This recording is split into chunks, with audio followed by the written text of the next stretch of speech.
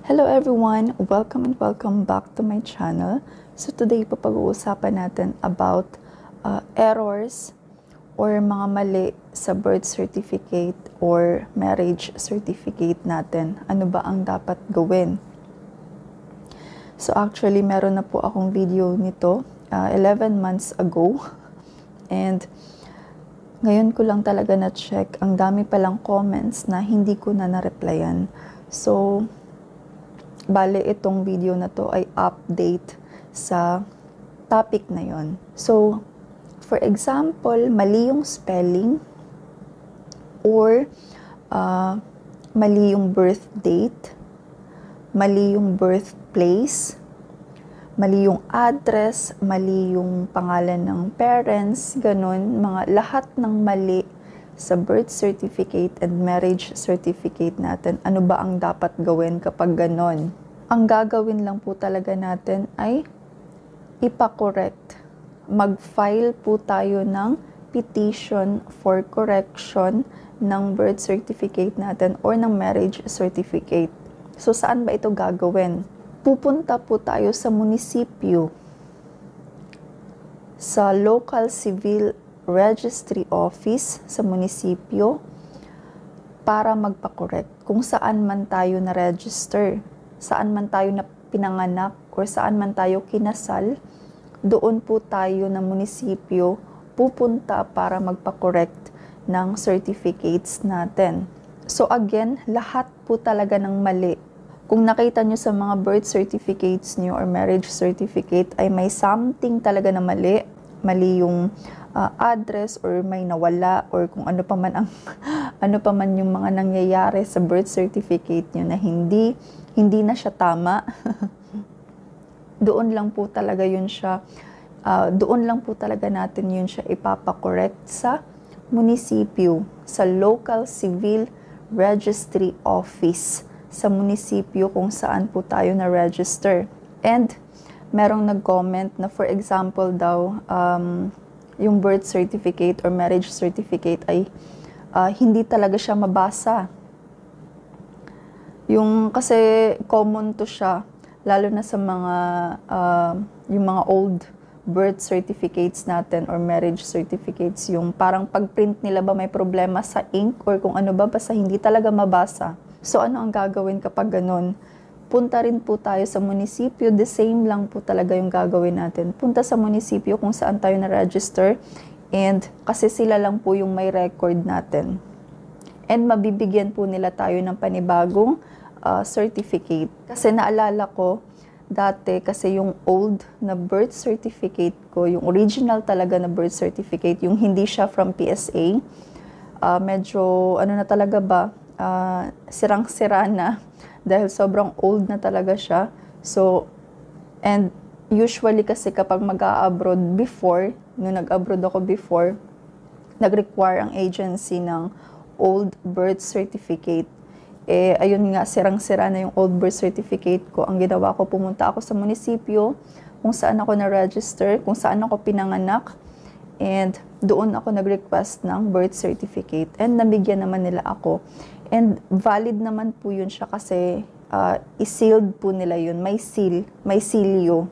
Kaya naman, again, kung may problema sa mga birth certificates or marriage certificate natin, sa munisipyo lang po tayo kung saan na-register, doon po tayo magpa-correct.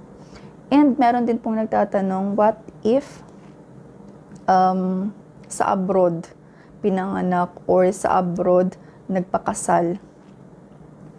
So, kung saan man kayo nag-file ng report of birth or report of marriage, doon din po tayo magpa-correct sa Philippine Embassy or Consulate kung saang bansa man po tayo nag-file ng report of marriage or report of birth. Doon lang din po tayo magpa-correct. And meron din pong nagtatanong dito kung paano naman kapag gustong kumuha ng passport and then ayun nga, may mali sa birth certificate or marriage certificate. So again, mag-file po tayo ng petition for correction and doon po sa munisipyo makakakuha po tayo doon ng certification. Certification, yung parang proof na nag-file na po tayo ng petition for correction. So yung certification na yun na galing sa munisipyo, yun po yung ipapakita natin sa DFA to prove na nagpa-correct na tayo kung meron mang mali sa birth certificate or marriage certificate natin. So yun lang po yung gagawin. Kasi usually yung process po ng pagpa-correct ng birth certificate or marriage certificate, posible po na medyo matagal ang process.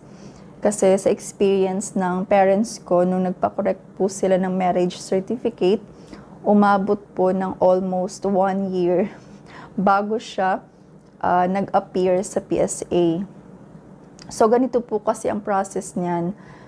First, sa munisipyo po tayo magpa-correct, and then ang munisipyo po ang forward doon sa PSA to correct yung mga information natin. And then, once na okay na, tatawag po ang munisipyo sa atin or mag-inform ang munisipyo sa atin na, Honey Lith, pwede ka nang mag-request ng birth certificate or marriage certificate sa PSA. Meaning, nag-appear na or na-correct na nila yung information natin. And it will take usually few months po talaga. Hindi ganun kadali.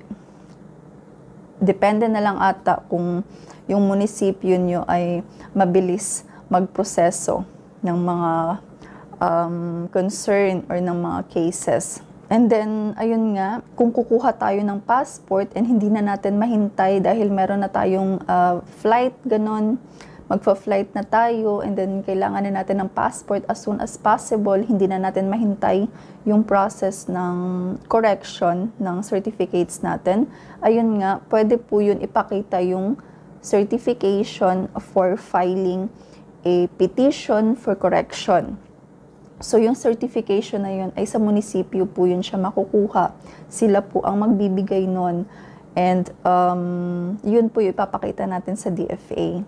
And meron din pong nagtatanong, what if kung hindi ka na doon nakatira sa lugar na kung saan na-register yung birth or na-register yung marriage, medyo malayo ka na. For example, sa Davao ka na-register, and then ngayon nasa Manila ka na nakatira. Pwede ba na sa Manila na munisipyo ka magpa-correct ng birth certificate or marriage certificate?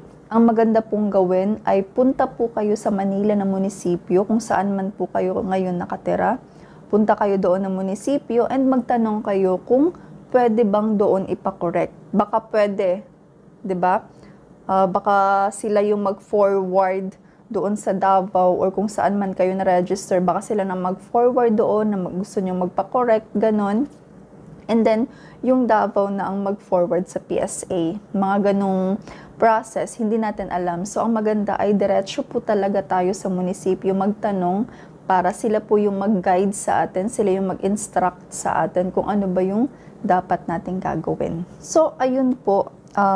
For now, yun lang yung kaya kong i-share. And if you think po na nakatulong po itong videos ko or itong channel ko, please support me by subscribing me. I-click nyo po yung subscribe, i-click nyo po yung notification bell para ma-notify kayo kapag mag-upload ulit ako ng informative videos. Again, kung meron kayong questions and clarifications, i-comment nyo lang po. Thank you po for watching. Bye-bye!